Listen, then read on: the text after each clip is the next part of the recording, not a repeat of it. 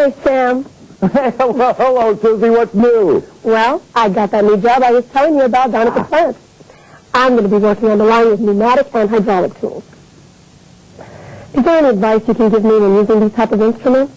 Well, Susie, as you already know, any tool should only be used for the job that it was designed for. And you should always be aware of the hazards of the tools that you will be using. Each tool has particular capabilities, limitations, and hazards. Now, I'm sure you will be trained on how to use each tool safely and properly before your manager issues each tool. Now, your training should include the safe operation as well as the hazards of the tools. You should also know the tool's actions and power supplies, such as hydraulic and pneumatic functions, before operating them.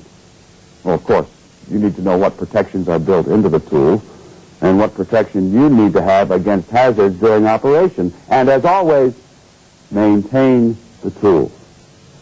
Tools must be in good condition to perform well and produce quality work. What does OSHA say about pneumatic and hydraulic tools? Well, hydraulic and pneumatic tools are touched upon through various OSHA standards. Although, as you know, Susie, if a situation or item is not specifically covered by an OSHA standard, it does not mean it is not covered. OSHA's 29 CFR 1910.147, which covers the control of hazardous energy, identifies pneumatic and hydraulics as an energy source and fall under the lockout-tagout standard. Energy sources can be electrical, mechanical, hydraulic, pneumatic, chemical, thermal, or energized components. And what does ANSI say about pneumatics and hydraulics? Since they are a form of stored energy sources, both OSHA and ANSI, the American National Standards Institute, are quick to remind us of the hazards associated with stored energy and bursting safety. Bursting safety? Well, it says right here, ANSI Standard A92.2-98-1969. It says, hydraulic and pneumatic tools and the components could fall under the bursting safety factor. You know, all critical and pneumatic components shall comply with the provisions of this standard.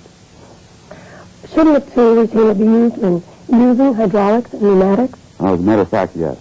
A tool retainer should be installed on each piece of equipment which, without such a retainer, may eject the tool. In the use of hydraulic and pneumatic tools, tremendous pressure can be generated within the internals of the tools as well as the supply line. Oh, wow. So, what are some hydraulic highlights I should review before using these type of tools, Sam? You know, I thought you'd never ask, Susie. Remember, hydraulic tools are very sensitive to dirt. Dirty hydraulic tools will eventually fail. Ensure that all hydraulic fluids meet the manufacturer's recommendations. The wrong fluid type can cause failure. Hydraulic hoses must also be made to manufacturer's specifications.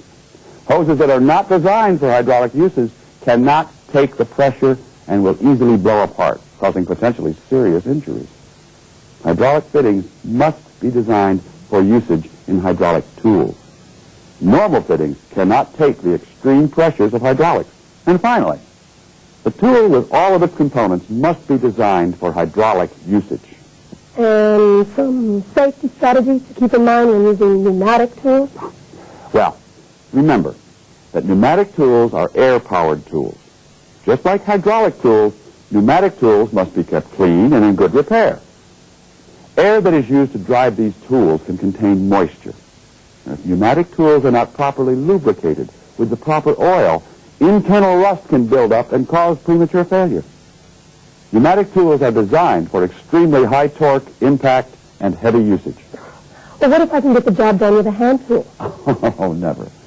Never substitute a manual hand tool component when the design calls for a pneumatic tool. For example, sockets for hand wrenches are not strong enough for power tools such as pneumatic impact wrenches. Yeah, but what about the tremendous pressure buildup factor when using pneumatic and hydraulic tools? Hoses and hose connections used for conducting compressed air to equipment should be designed for the pressure and service to which they are subjected. What are some safety considerations pertaining to pneumatic and hydraulic hose lines? Well, it's extremely important that the proper disposal of damaged hydraulic and pneumatic hoses are discarded for everyone's protection. Damaged hoses or connections should be tagged and set aside for management evaluation or other similar company policies on damaged equipment. If a hose is not safe for industrial use, it cannot be safe for home use either. Hoses should be inspected and replaced at manufacturer's recommendation. Ruptured hydraulic hoses spraying hydraulic fluid is an excellent fuel source for fires and should never be allowed in the workplace.